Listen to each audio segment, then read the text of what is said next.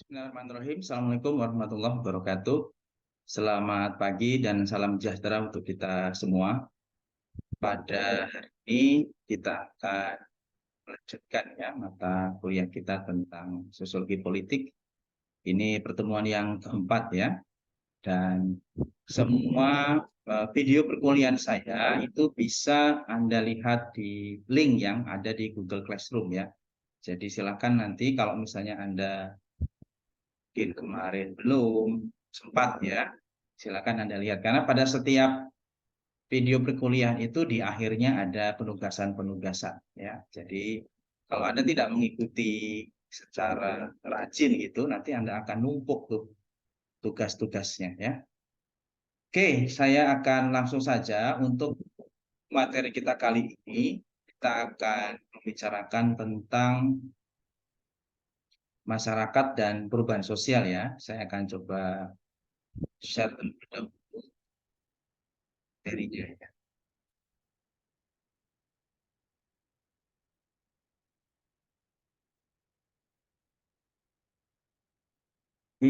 Ini materi kita ya. Jadi hari ini kita membahas tentang masyarakat dan perubahan sosial. Baik, kita akan membahas tentang masyarakat dan perubahan sosial.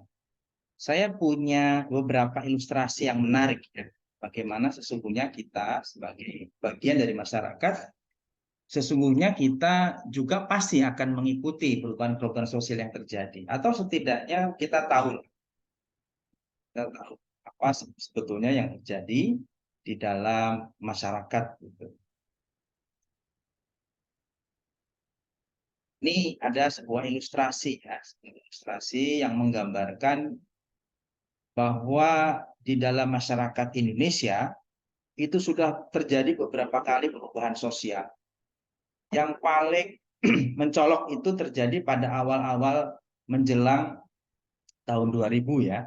Jadi pada tahun 98 itu ada sebuah peristiwa yang luar biasa. Boleh dibilang peristiwa sosial bisa, peristiwa politik juga bisa. Ya. Jadi pada waktu itu terjadi yang disebut dengan gerakan reformasi. Gerakan reformasi pada waktu itu intinya adalah meminta terjadinya pergantian terhadap rezim Orde Baru yang pada waktu itu dipimpin oleh Presiden Soeharto. Itu secara masif kemudian gerakan yang awalnya itu disuarakan di kampus-kampus, para intelektual, kemudian ternyata sampai kepada seluruh lapisan masyarakat. Ya, mungkin bagi Anda yang generasi Z ya atau kalau milenial sebetulnya masih agak-agak tahu lah ya, tapi kalau generasi Z mungkin tidak tahu nih. Ya. Intinya pada waktu itu terjadi gerakan sosial yang menginginkan masyarakat banyak menginginkan terjadinya perubahan kepemimpinan nasional. Karena pada waktu itu terjadi sebuah kristik yang multidimensi. Oke lah, memang perubahan sosial, tapi juga ada perubahan sosial, perubahan politik ya. Kemudian yang paling juga bermasalah adalah terkait dengan persoalan ekonomi. Jadi pertumbuhan ekonomi Indonesia itu mundur gitu ya.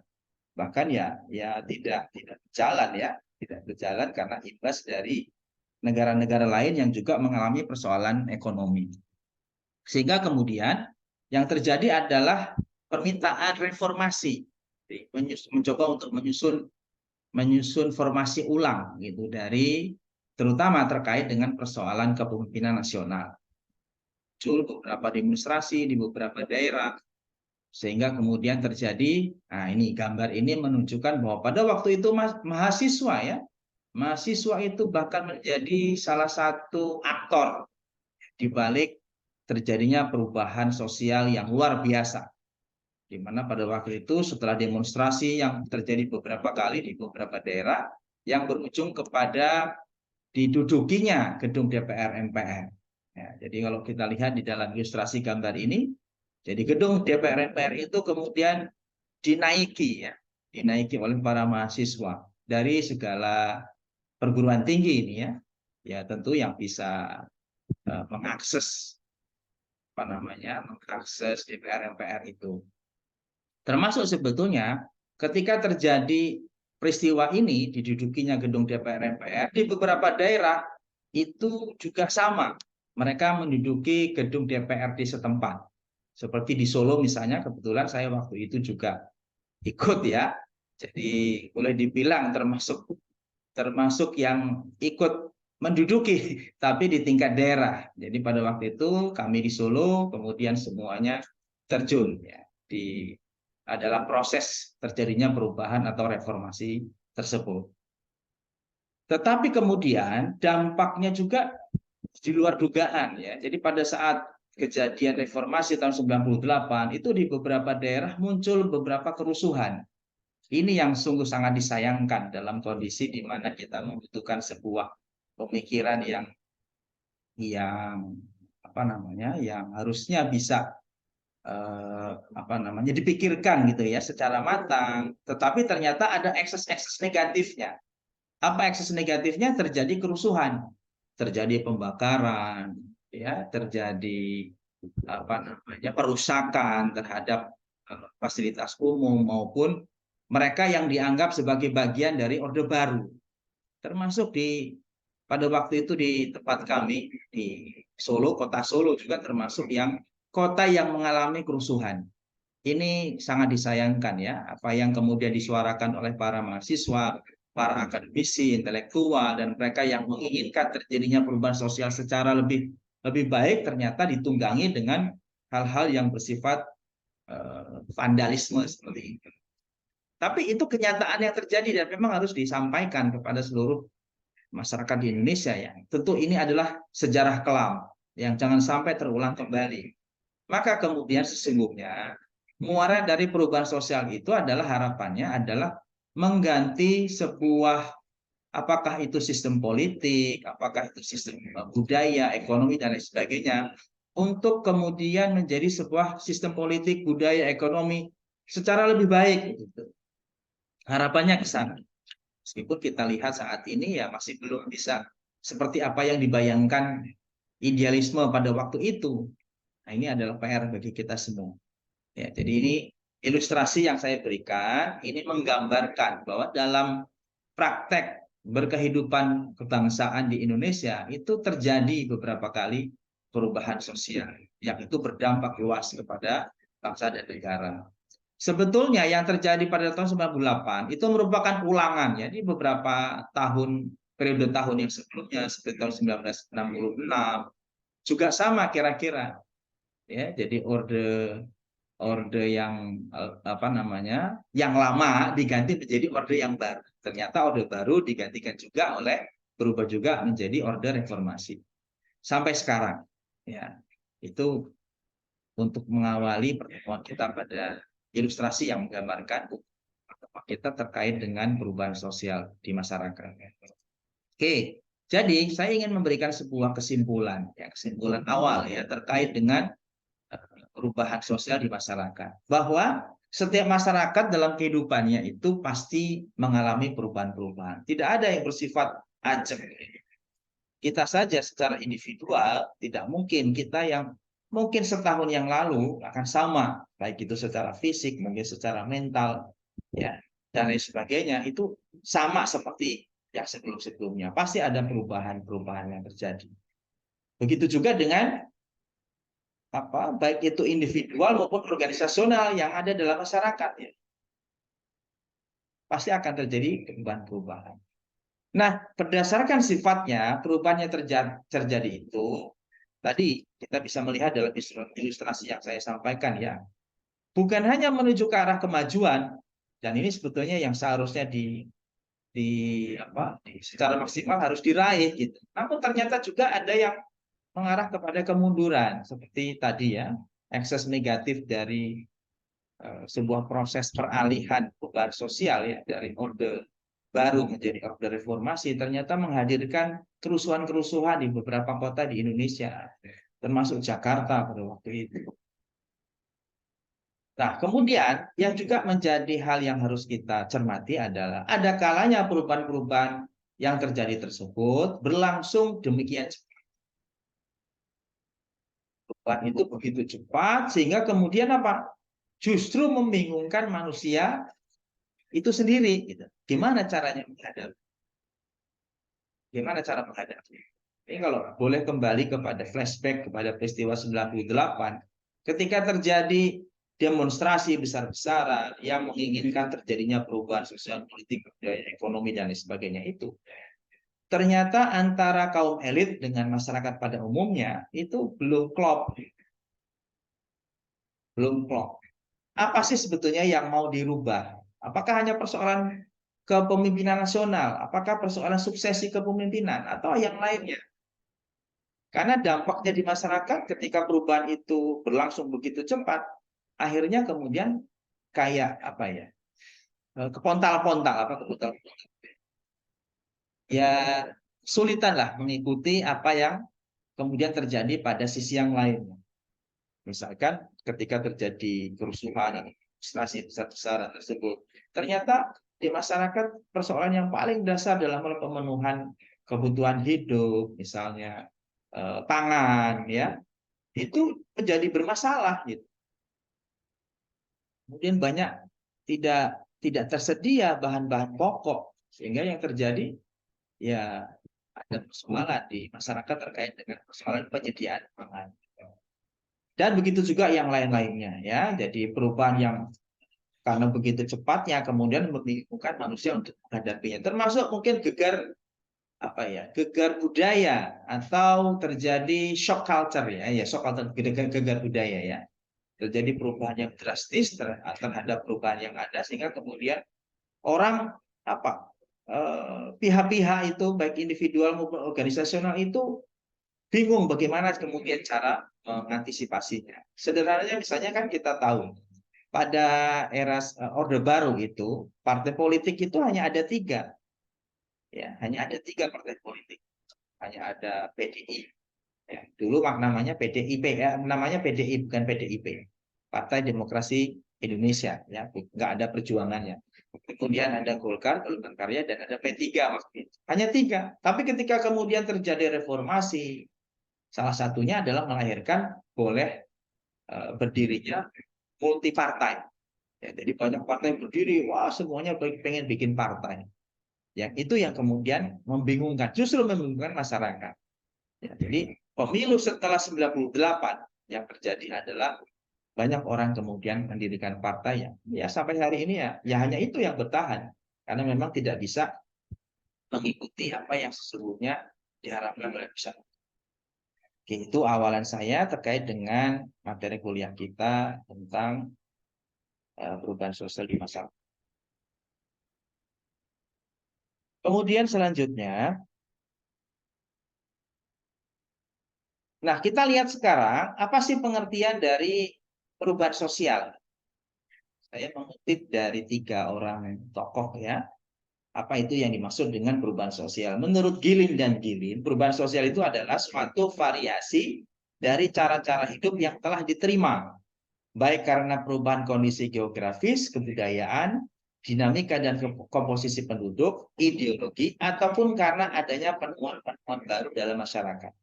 Jadi kalau kita lihat dalam pengertian yang disampaikan oleh Gilin dan Gilin itu, perubahan sosial itu cukup luas, gitu. Variatif. Apakah dia terkait dengan cara hidup, kemudian perubahan kondisi geografis, kebudayaan, bahkan sampai dengan penemuan baru. Jadi penemuan baru di bidang pengetahuan ataupun teknologi itu juga bagian dari perubahan sosial. Yang kedua, menurut Samuel Koenig, perubahan sosial itu menunjuk pada modifikasi-modifikasi yang terjadi dalam pola-pola kehidupan masyarakat.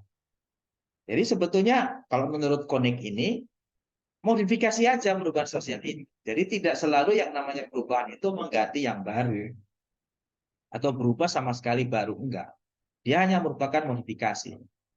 Sederhananya sebetulnya kalau ada orang yang menyukai modifikasi kendaraan, itu sebetulnya tidak mengganti secara keseluruhan. Pasti hanya sekedar menambah ini, mengurangi itu, dan seterusnya.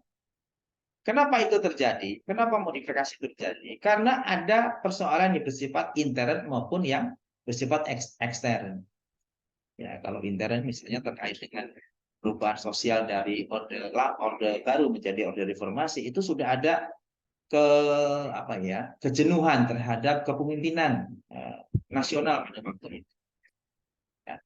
Kalau eksternal tadi terkait dengan persoalan ekonomi, nah, ya karena awalnya bukan berangkat dari Indonesia persoalan ekonominya, tapi dari negara-negara di Asia seperti Thailand, tapi ternyata juga menyentuh Indonesia, sehingga kemudian pada waktu itu beberapa bank itu rontok, ya, bangkrut, sehingga kemudian dilakukan likuidasi.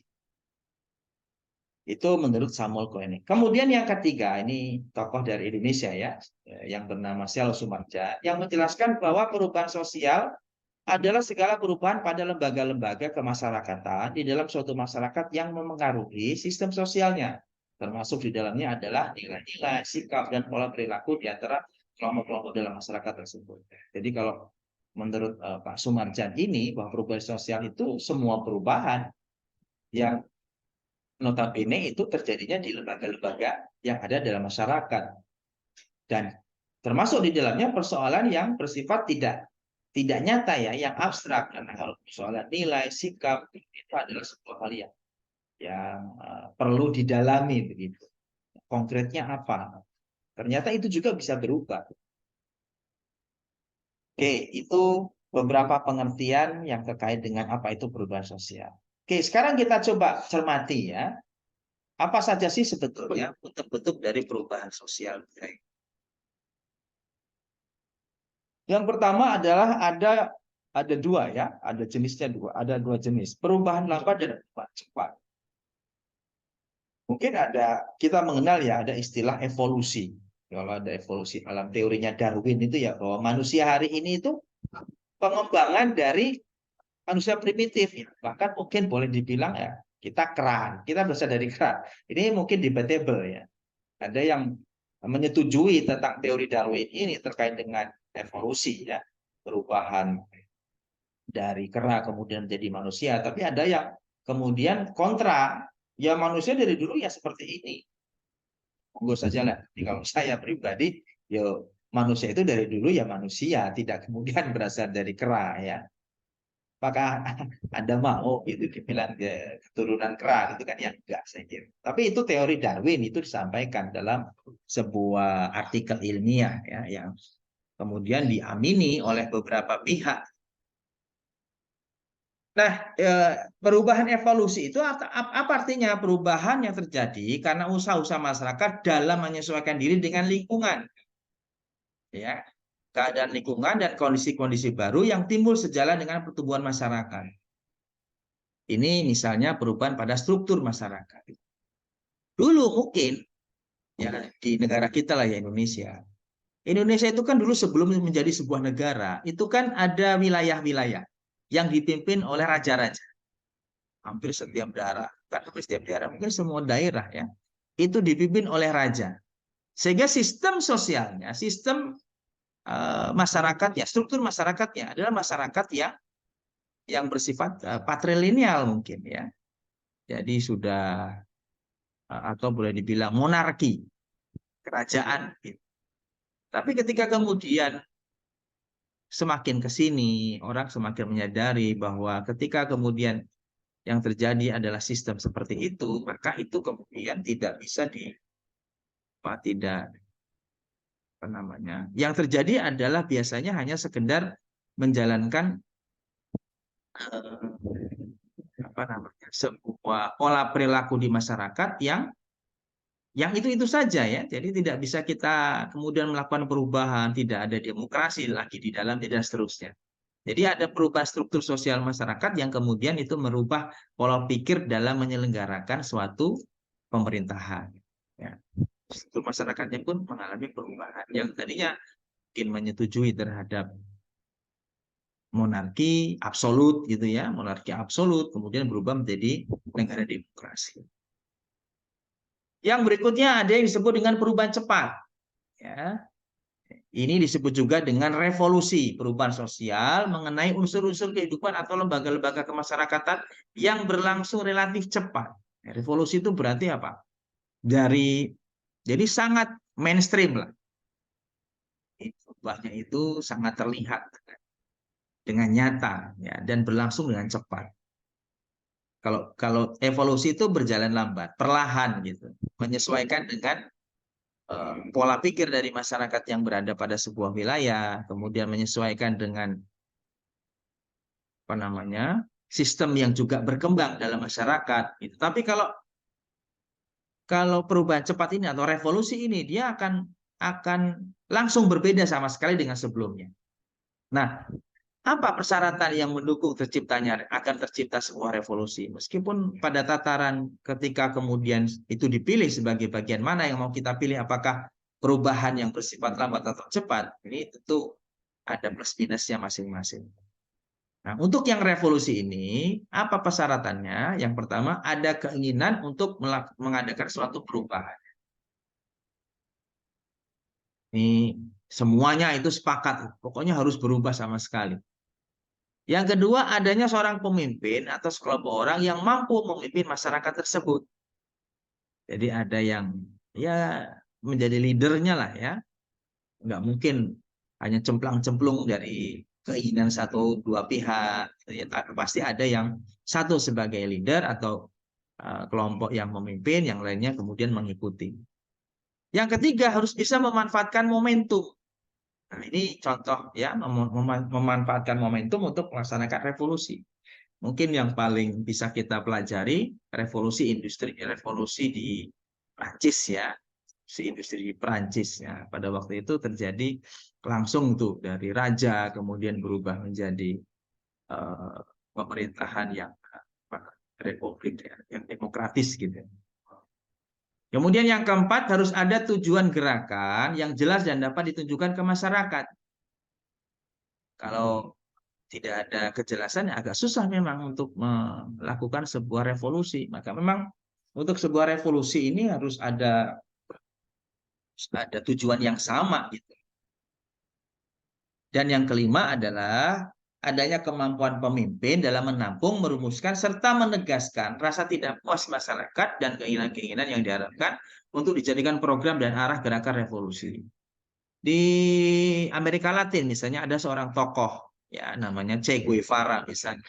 Ya, ini adalah tokoh yang mampu kemudian memobilisasi para pendukungnya untuk kemudian melakukan revolusi terhadap negaranya.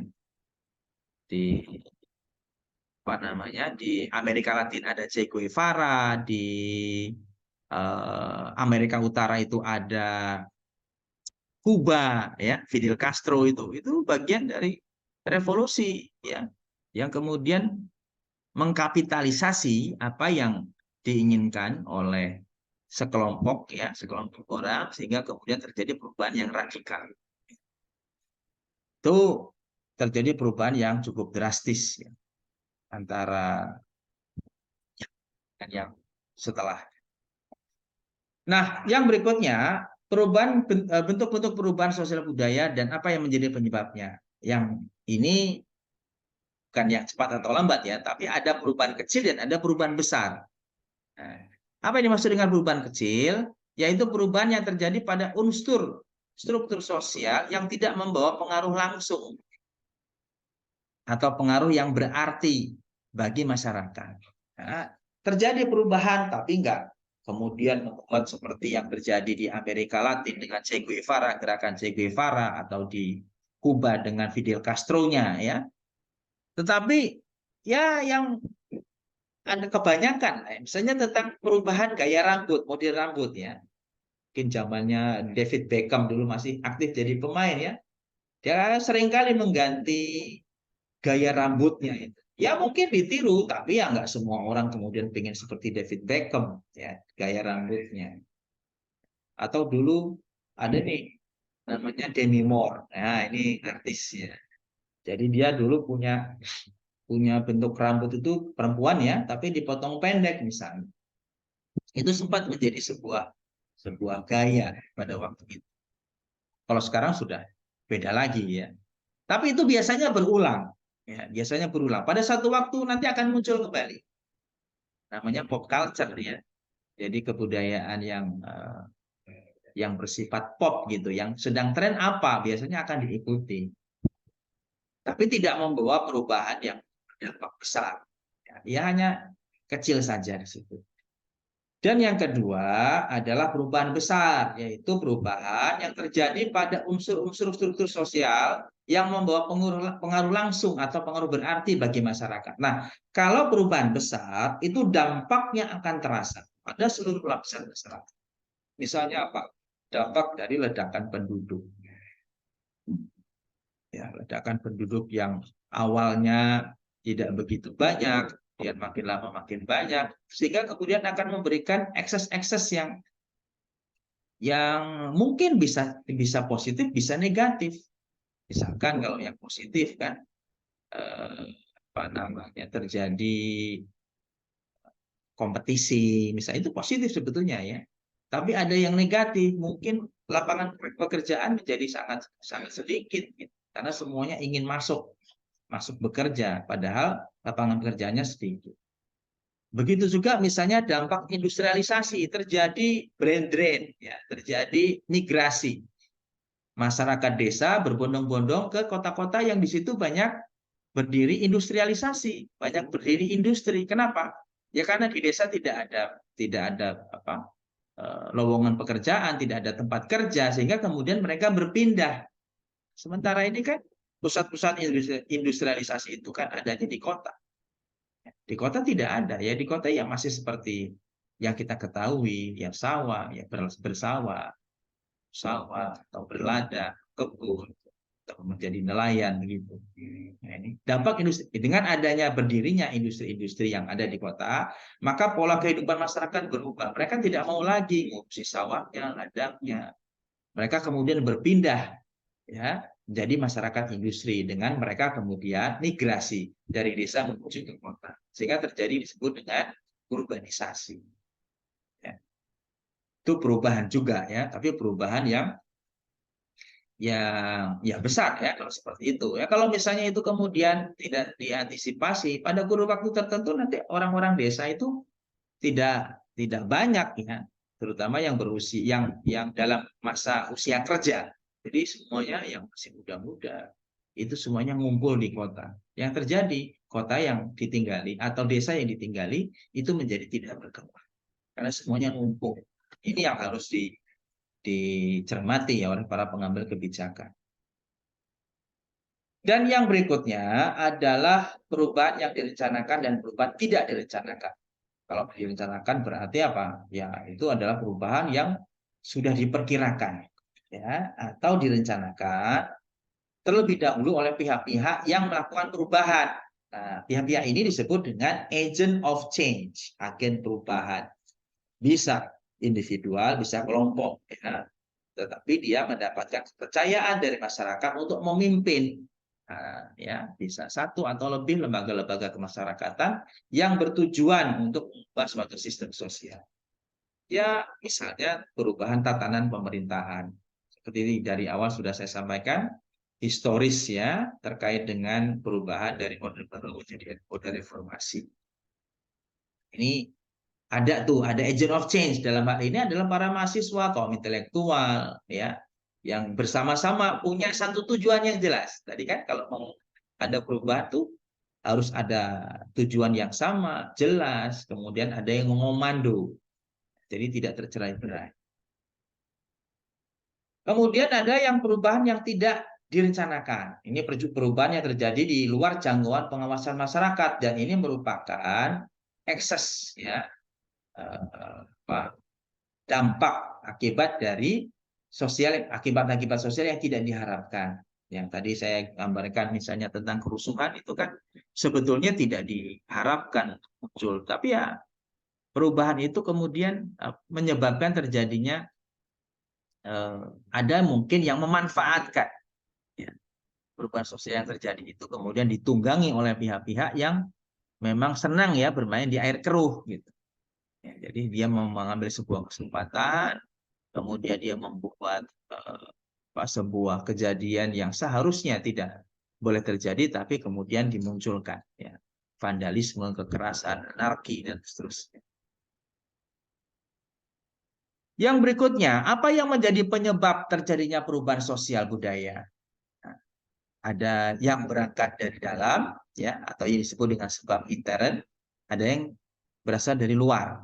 atau yang disebut dengan sebab ekstern. Nah, kalau yang berasal dari dalam masyarakat, ini penyebab yang pertama adalah terjadinya dinamika penduduk. Jadi pertambahan dan penurunan jumlah penduduk itu akan menyebabkan terjadinya perubahan sosial budaya. Tadi sudah saya sampaikan ya. Mungkin terjadi urbanisasi, mungkin terjadi brain drain, ya itu juga merupakan bagian dari perubahan sosial yang berasal dari dalam masyarakat. Yang kedua, adanya penemuan-penemuan baru yang berkembang di masyarakat, baik itu yang bersifat discovery baru, jadi grup baru, ya, ataupun juga yang bersifat menyempurnakan dari penemuan lama atau invention. Ya, kita sederhana ya, kalau hari ini mungkin sebagian besar masyarakat, terutama yang sudah aware terhadap IT ya, teknologi information gitu ya. Misalnya dalam hal menanak nasi, mungkin sudah banyak yang meninggalkan dengan cara lama menanak nasi dengan cara di apa itu namanya ya, direbus ya, direbus. Itu dengan menggunakan kayu bakar misalnya ya, atau kompor gitu ya. Sekarang sudah ada yang disebut dengan magic comb, magic jar. Itu ternyata lebih mudah untuk digunakan. Mungkin hampir sebagian besar sudah beralih ke sana. Nah, ini merupakan penemuan yang bersifat baru yang kemudian yang menyebabkan terjadinya perubahan sosial. Yang berikutnya adalah sebab yang berasal dari dalam, muncul berbagai bentuk pertentangan atau konflik di dalam masyarakat. Polarisasi yang terjadi hari ini, sampai ada penyebutan kadrun, kampret, cebong, dan seterusnya itu ya. Itu akibat konflik yang kalau itu kemudian diteruskan, ini akan berbahaya. Kita ini sebetulnya kan satu bangsa ya, sehingga mestinya hal seperti itu bisa diminimalisir. Ini bisa saja kemudian akan terjadi perubahan yang bersifat drastis ya. Ya, ini tentu kita tidak inginkan, tapi kemungkinan itu muncul itu sebagai sebuah hal yang bersifat apa, keniscayaan gitu. Ketika kemudian muncul ada dua polar, ada dua kutub, bahkan dua atau tiga, atau lebih ya, lebih dari satu kutub, akan terjadi yang disebut dengan konflik.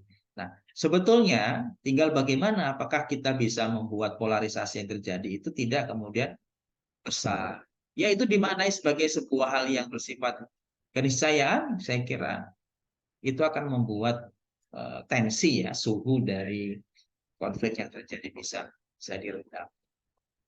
Dan yang keempat, yang berasal dari dalam masyarakat sehingga menyebabkan terjadinya perubahan sosial adalah terjadinya pemberontakan atau revolusi, ya, sehingga mampu menyulut terjadinya perubahan besar. Pemberontakan-pemberontakan yang terjadi di berbagai macam wilayah di negara yang lain, misalnya, itu kemudian menyebabkan terjadinya perubahan yang besar di masyarakat secara keseluruhan di wilayah tersebut. Yang kedua adalah sebab-sebab yang berasal dari luar masyarakat. Ya, ini berarti yang terjadi bukan berasal dari dalam masyarakat itu sendiri. Misalnya apa? Pengaruh bencana alam. Relokasi penduduk yang tadinya penduduk nggak mau gitu ya, disuruh pindah itu misalnya di mana itu? Di Gunung Merapi ya, di wilayah di Jogja dan sekitarnya. Itu awalnya kan tidak mau tuh di situ. Tapi ternyata kemudian terjadi gunung apinya meletus, gunungnya meletus, sehingga kemudian mereka harus keluar. Tadinya mereka kekeh tidak mau. Ya, tapi karena persoalan bencana alam yang setiap saat itu bisa terjadi, maka kemudian mereka mau menerima untuk direlokasi. Nah, ini ya berasal dari luar, tapi ini menyebabkan terjadinya perubahan sosial. Ataupun karena peperangan, ya juga bisa kemudian menimbulkan terjadinya perubahan sosial, ya yang tadinya aman, hidup aman, nyaman, tentram, ketika terjadi peperangan bisa saja kemudian menyebabkan mungkin yang masih muda, masih produktif itu kemudian ingin mempertahankan diri. Akhirnya yang tadinya itu hanya sekedar defensif kemudian menjadi pertahankan diri. Ya, mungkin dia akan terjun berperang, atau pilihan yang lain adalah hijrah atau berpindah. Nah, berpindah ini juga perubahan sosial. ya, berpindah dari satu tempat ke tempat yang lain, itu perubahan sosial juga ya. Karena ketika dia berpindah otomatis nanti dia akan seharusnya apa? Dia harus menyesuaikan diri dengan yang ada di tempat yang baru, yang mungkin saja tidak sama dengan tempat yang lama. Yang ketiga, sebab yang berasal dari luar, adanya pengaruh kebudayaan masyarakat lain. Jadi apalagi dalam konteks di mana saat ini batas-batas kebudayaan itu agak sulit ya untuk dibendung begitu. Mau tidak mau kemudian ada infiltrasi, ada kontaminasi. Mungkin saja akan terjadi penyatuan di antara beberapa budaya yang ada dan itu berpengaruh terhadap kebudayaan yang dimiliki oleh masyarakat itu sendiri.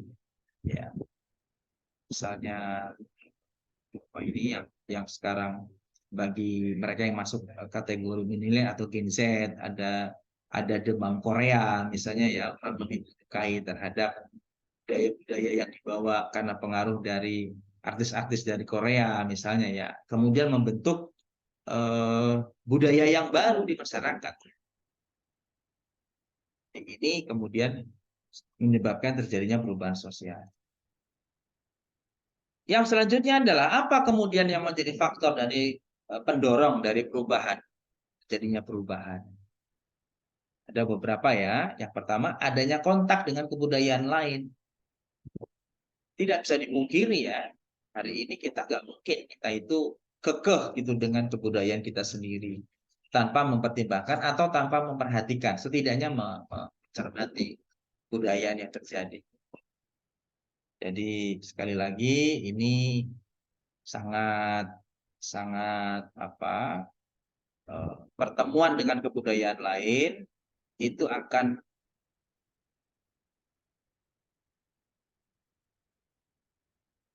menyebabkan terjadinya perubahan pada budaya masing-masing.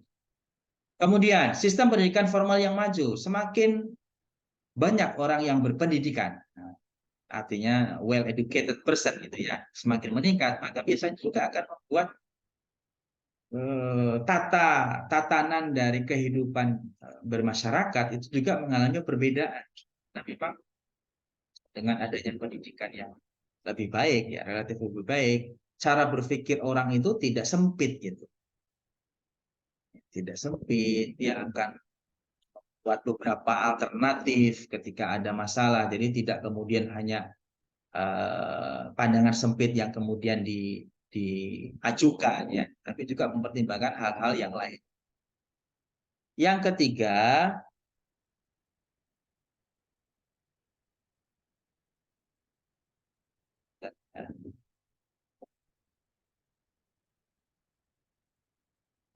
adanya sikap menghargai hasil karya orang lain itu juga yang akan bisa menyebabkan terjadinya perubahan.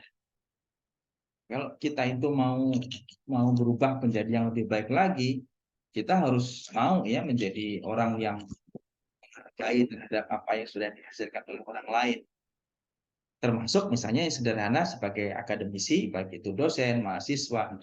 Kalau kita membuat sebuah tulisan misalnya ya, Anda harus mengutip referensinya dengan tepat, dengan baik gitu, dengan benar.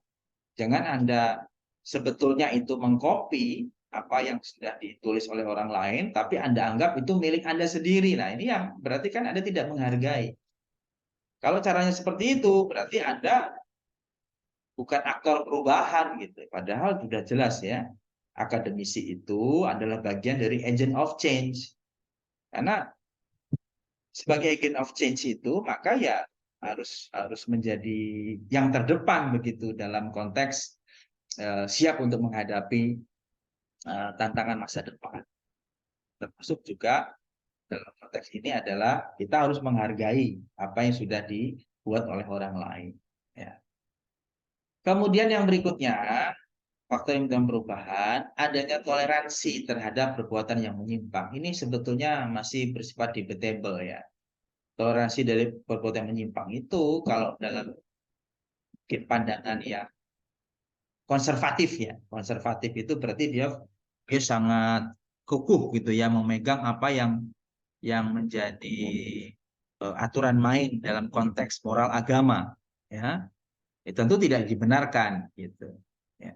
Misalnya terkait dengan LGBT gitu kan. Jadi tentu bagi masyarakat yang ingin apa namanya tetap berlandaskan terhadap persoalan nilai moral dan agama, tentu itu tidak diperkenankan. Tapi ada kan kalau kita lihat dari ini kenyataannya, ada orang-orang, ada negara bahkan yang sudah berada pada posisi memberikan toleransi begitu terhadap perilaku-perilaku tersebut. Ya ini sekali lagi adalah sebagai sebuah hal yang bersifat, kalau ya konteksnya adalah individual, ya memang individual banget begitu. Tapi kalau kita boleh berpendapat adalah jangan sampai kemudian perbuatan yang menyimpang itu yang terkait dengan persoalan moral dan agama, ya. Karena acuannya adalah kalau kita sudah toleransi terhadap penyimpangan terkait dengan moral dan agama, terus dari mana kita kemudian bicara tentang kebaikan-kebaikan yang itu bersifat apa namanya bisa diterima gitu secara hati nurani. Yang berikutnya adalah open certification atau sistem terbuka masyarakat. Jadi masyarakatnya sudah sangat open, jadi bisa menerima apa yang jadi apa namanya kebudayaan dari pihak lain. Jadi tidak terkungkung begitu. Cuma jangan lupa juga ketika open certification tidak semua tentunya ya. Maka dalam konteks apa namanya berbudaya di Indonesia, kita itu sebetulnya dalam posisi ya terbuka tetapi juga berlandaskan nilai-nilai Pancasila misalnya, ya itu juga menjadi bagian yang itu menjadi sebuah pintu, ya, filter yang harus digunakan. Yang berikutnya yang juga bisa menjadi pendorong perubahan adalah heterogenitas penduduk yang beraneka ragam, itu juga akan mendorong terjadinya perubahan. Kemudian orientasi ke masa depan, ya, ketidakpuasan masyarakat terhadap bidang-bidang tertentu, dan nilai bahwa manusia harus senantiasa berikhtiar untuk memperbaiki hidupnya. Yang jelas ya, kalau kita mau berubah harus ada usaha, begitu kira-kira. Tapi kalau kita mau ya begini-begini saja, ya pasti kita ya hanya begini-begini saja gitu. Jadi untuk bisa berubah maka harus ada usaha. Oke, tetapi ada pula kemudian faktor-faktor yang menjadi penghambat terjadinya perubahan. Apa itu? Misalnya kurangnya hubungan dengan masyarakat lain. Mungkin kasuistis ya, seperti misalnya di Baduy, di mana di Banten, atau ada satu wilayah lagi kalau saya tidak salah di daerah Jawa Barat itu ya, yang dia sangat eksklusif memang di situ. Tapi maksudnya dia justru untuk menjaga. Ya. Nah dalam konteks tertentu mungkin yang dimaksudkan dengan tidak mau berhubungan dengan masyarakat lain itu terkait supaya mereka itu ya sangat apa ya selektif begitu supaya budayanya tidak tergerus. Tetapi pada konteks yang lebih besar sebetulnya kalau kita tidak mau berhubungan dengan masyarakat yang lain justru akan membuat kita itu ya nggak akan maju-maju gitu. Kita terkungkung dengan sebetulnya kita itu sudah merasa bahwa kita itu sudah eksis gitu ya. Tapi padahal belum. Ya seperti katak dalam tempurung loh. Kelihatannya sudah besar, kelihatannya sudah eksis, tapi ternyata itu hanya sebatas jago kandang gitu. Begitu dibuka tempurungnya, oh ternyata dunia itu luas. Itu ya. Jadi kita juga harus aware itu, menyadari bahwa kita penting itu berhubungan dengan masyarakat lain.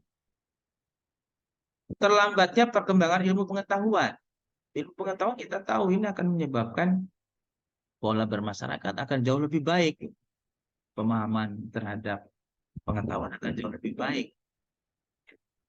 Karena tadi seperti misalnya dalam berproduksi gitu ya, pihak yang sudah menggunakan alat ya, alat tambahan untuk memproduksi itu pasti akan produktivitasnya jauh akan lebih tinggi dibandingkan dengan yang hanya secara manual. Ya, orang sudah pakai mesin, kita masih pakai tangan. Ini tentu ya akan berdampak negatif sebetulnya. Orang bisa untung, misalnya sederhananya kalau orang bisa untung lebih banyak, ya kita hanya untungnya hanya segitu-segitu aja gitu. Yang berikutnya adalah yang menjadi penghambat sikap masyarakat yang masih sangat tradisional. Ini juga bisa menjadi faktor penghambat terjadinya perubahan. Tradisional itu berarti apa? Ya masih bersifat tidak, kurang memperdulikan, gitu ya, alat tambahan yang bisa digunakan untuk bisa lebih cepat, lebih mudah, ya karena masih mempertahankan ego terhadap apa yang sudah menjadi keyakinannya selama ini. Rasa takut terjadinya kegoyahan pada integritas kebudayaan. Ini memang ada kekhawatiran ya. Kalau nanti semuanya itu kita harus berubah terakhir dengan budaya, dan nanti budaya kita akan tergerus gitu ya. Ya mungkin saja, makanya kemudian seperti kasus di Baduy ya di Banten, dan ada satu lagi kalau saya tidak salah di masyarakat di salah satu wilayah di Jawa Barat itu. Ya mereka ketakutannya adalah kebudayaan asli mereka itu kemudian akan hilang. Sehingga yang terjadi seperti itu. Adanya kepentingan-kepentingan yang telah tertanam dengan kuat. Jadi ada keyakinan yang kuat ya, yang menjadikan nggak usah berubah, nanti kalau berubah kita nggak tahu ya kalau misalnya baik ya, kalau enggak. Nah ketakutan-ketakutan itulah ya, karena vested interestnya itu besar atau bahkan kuat, sehingga mereka tidak mau menerima perubahan. Yang berikutnya adanya sikap tertutup dan prasangka terhadap hal baru. Nah, ini ya, soalan prasangka. Ya. Memang kalau semuanya itu dikaitkan dengan prasangka, muncul biasanya juga akan adanya ketakutan. Ya. Ketakutan akan tidak bisa lagi melaksanakan budaya yang lama, ketakutan kemudian nanti akan hilang budaya yang lama, ya, dan lain sebagainya lah. Jadi ya pada satu sisi mungkin harus dijaga budaya yang lama ya. Tetapi juga pada sisi yang lain seharusnya jangan tertutup ya, dan jangan berprasangka yang negatif begitu terhadap bahan-bahan yang mungkin terjadi baik itu dari sisi sosial, budaya, ekonomi dan lain sebagainya. Yang berikutnya adat atau kebiasaan yang telah mengakar.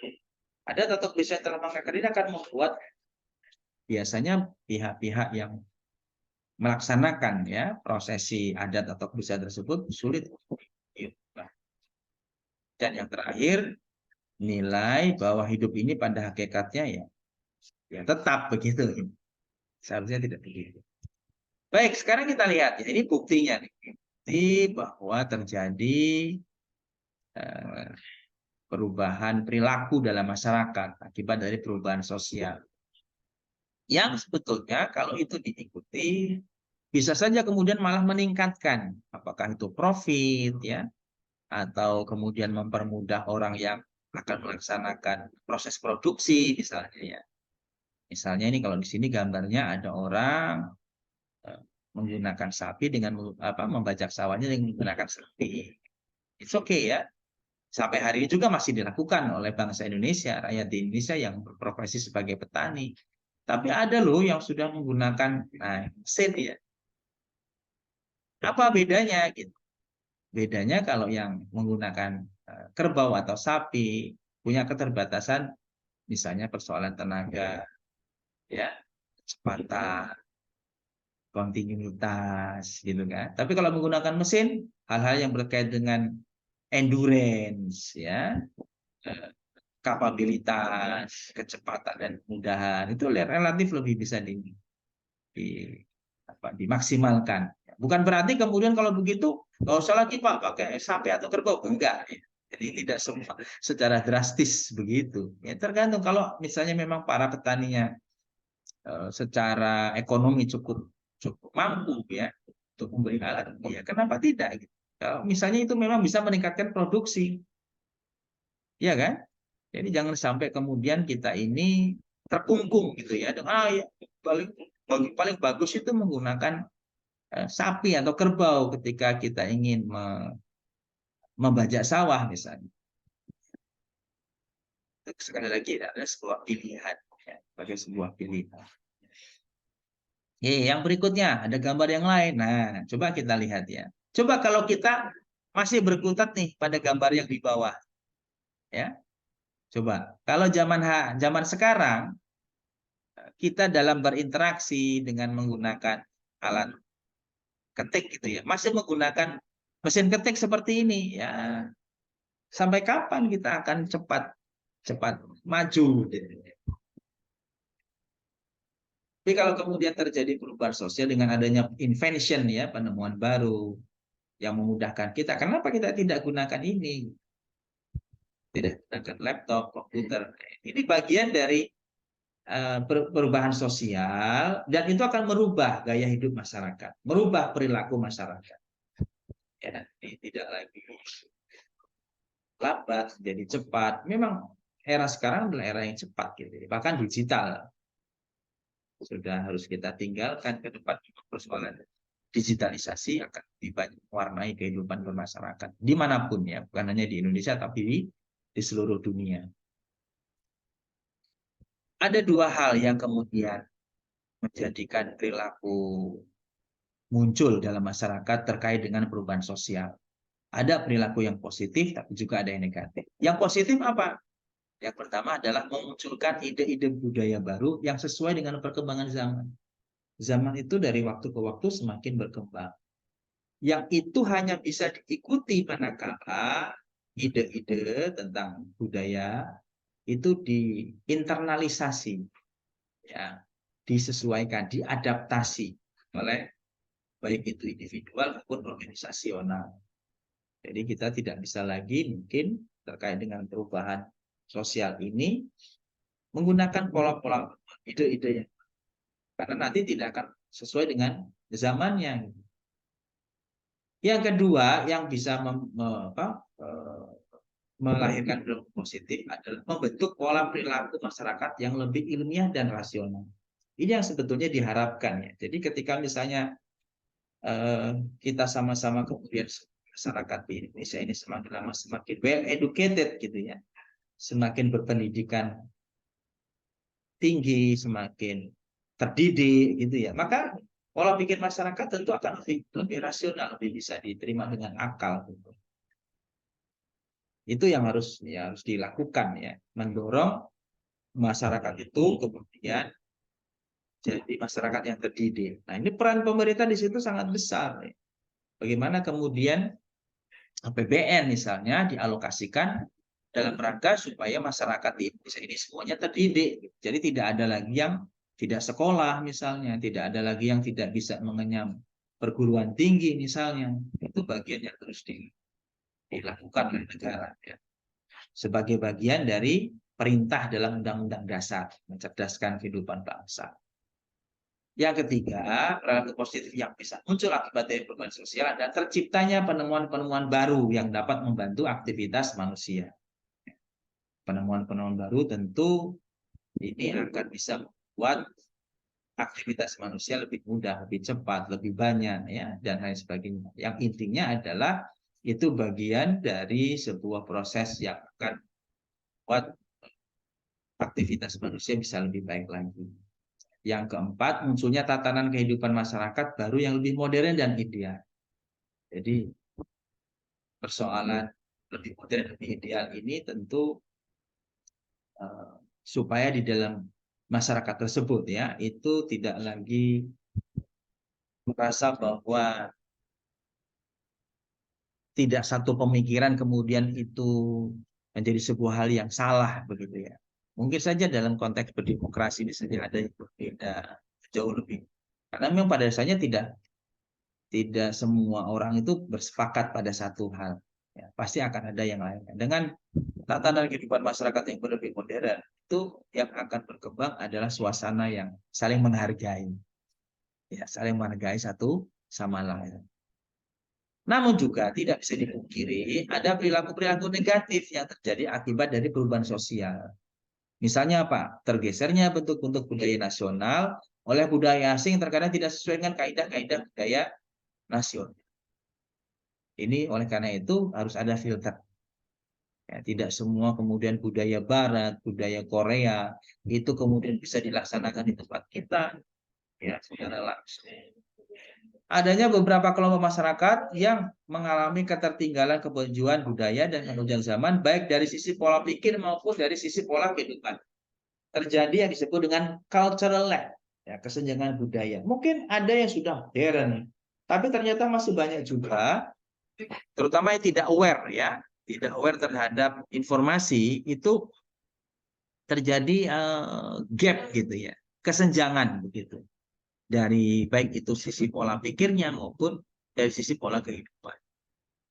Yang ketiga, perilaku negatif lainnya adalah munculnya bentuk-bentuk penyimpangan sosial baru yang makin kompleks. Misalnya ya tadi terkait dengan LGBT misalnya, ya, terkait dengan kriminalitas, ya, akibat ketidaksesuaian antara lapangan kerja dengan tenaga kerja, itu juga akan menimbulkan penyimpangan sosial. Kriminalitas itu penyimpangan sosial. Lunturnya kaidah-kaidah atau norma budaya lama, misalnya lunturnya kesadaran bergotong royong dalam kehidupan masyarakat kota, ini sudah terjadi di masyarakat kota. Mungkin ya, tidak semua ya, tentu tidak semua ya. Mungkin ada sebagian yang sudah luntur sama sekali, tidak ada kemudian kesadaran untuk mau bergotong royong. Ya, jika dibandingkan antara kota dengan desa, misalnya di desa masih ada kegiatan-kegiatan yang mengumpulkan banyak orang, kemudian bekerja sama, ya, mengerjakan sesuatu. Nah, mungkin karena di kota sudah lebih banyak yang bersifat individualistis, ya. Nah, itu bisa terjadi, ya, ketika kemudian perubahan sosial di dalam masyarakat itu muncul. Baik, itu adalah penjelasan saya ya tentang materi kuliah kita kali ini tentang perilaku masyarakat dan perubahan sosial. Jadi pesan yang ingin saya sampaikan adalah bahwa mari kita sama-sama menjadi agent of change nih, agen perubahan ya, bukan sebaliknya menjadi penghambat dari adanya perubahan. Terima kasih, itu yang bisa saya sampaikan. Saya akhiri. Assalamualaikum warahmatullahi wabarakatuh. Saya tutup dulu. Demikian yang bisa saya sampaikan untuk materi kita kali ini. Saya akhiri. Assalamualaikum warahmatullahi wabarakatuh.